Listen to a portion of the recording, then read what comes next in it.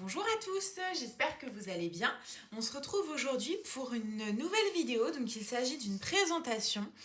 C'est le Pure Magic Oracle d'Andrés Engracia. Qui est publié aux éditions Rockpool Publishing. J'ai choisi de faire la présentation de cet oracle parce que je l'aime vraiment beaucoup. Il permet de travailler sous plusieurs aspects et c'est pareil, j'en entends pas du tout parler sur Tarotube et la sphère de la cartomancie de manière générale. Donc voilà pourquoi je voulais vous le présenter.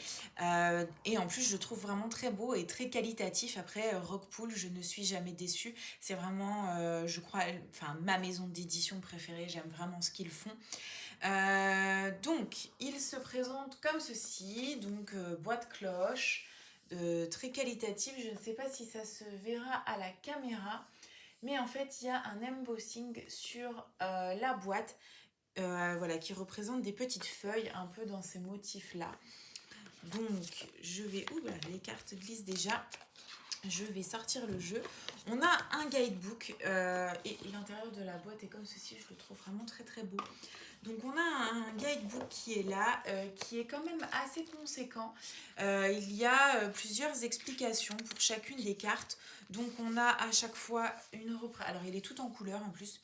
On a une représentation de la carte, son nom.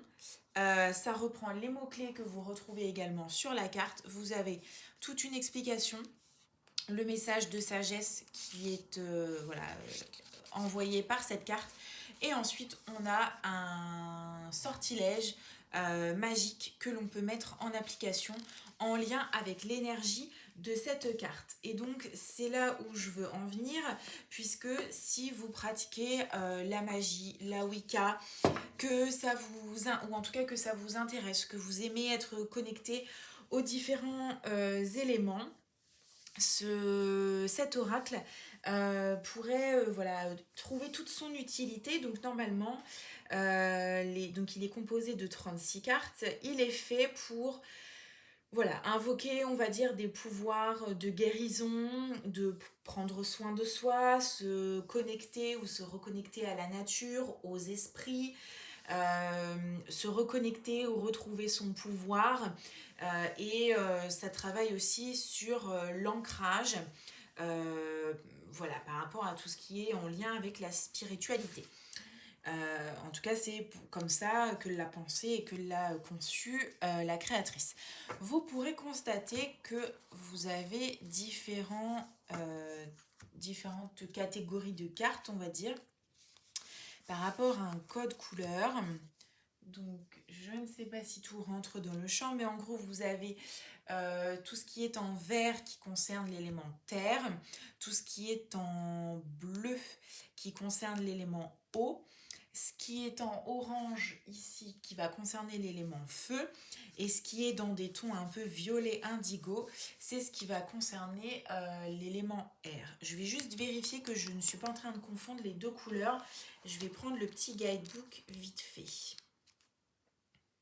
Alors effectivement, je me suis trompée. Ce qui est dans les tons un peu ici turquoise, c'est ce qui est lié à l'élément air, et ce qui est ici dans les tons un peu bleu indigo, parce qu'effectivement ça c'est connecté à la lune, c'est ce qui concerne l'élément eau.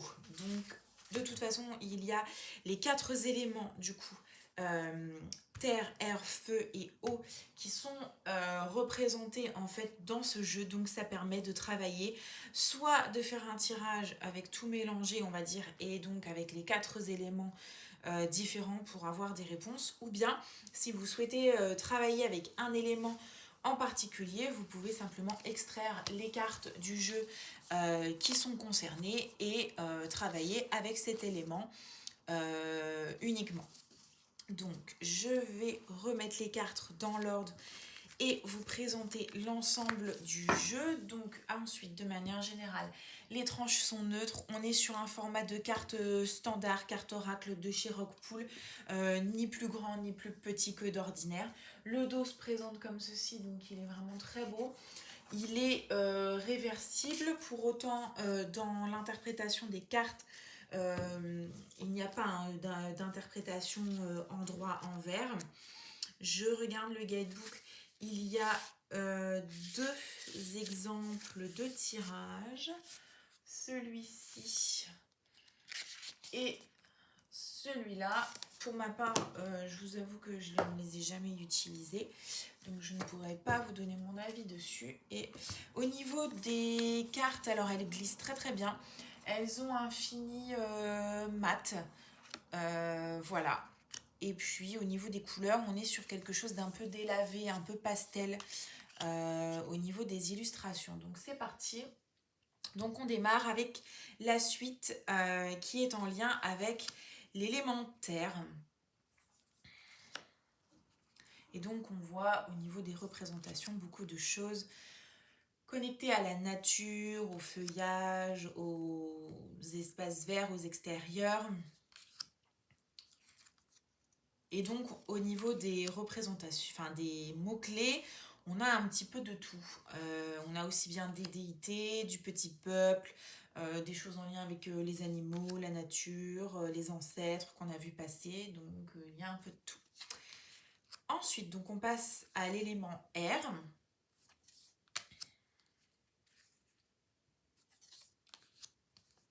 Et donc à chaque fois, ces cartes permettent de travailler sur différents points différents. Après, effectivement, en tout cas pour le moment, le jeu est en anglais. Je ne sais pas s'il est prévu qu'une version française sorte à un moment donné. Donc éventuellement fouiller sur Amazon, voir s'il y a déjà des choses en précommande.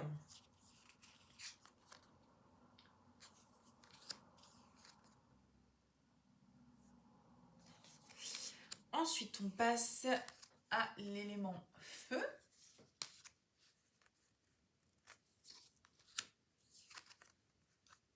Et donc c'est toujours pareil, hein, on peut soit uniquement se laisser guider par son intuition et interpréter le message que veut nous envoyer la carte avec, avec l'illustration. Il y a effectivement un mot-clé ou en tout cas le nom de la carte. Et ensuite il y a quelques petits mots-clés qui sont déjà indiqués en dessous qui permettent d'avoir un premier niveau d'interprétation. Et donc ensuite, on passe à l'élément eau.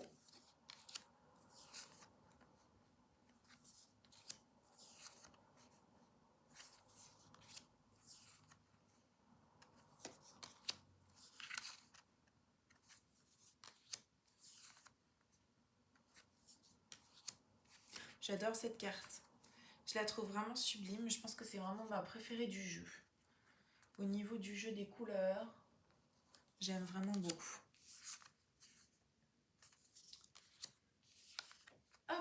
Et voilà la dernière carte du jeu. À la limite, si j'avais juste une chose à lui reprocher, c'est que 36 cartes, je trouve que ça reste comme... Enfin, c'est standard hein, pour un oracle, mais je trouve que c'est peu par rapport à ce que j'apprécie d'habitude. C'est vrai que, bon, généralement, moi, plus il y a de cartes dans un jeu, et mieux ça me convient, parce que ça veut dire qu'on a vraiment une multitude de mots-clés. Mais voilà, un petit peu pour ce qui est du Pure Magic Oracle. Je vous mettrai tous les liens en barre d'infos si jamais ça vous intéresse. Et puis moi, je vous dis à bientôt pour une prochaine vidéo.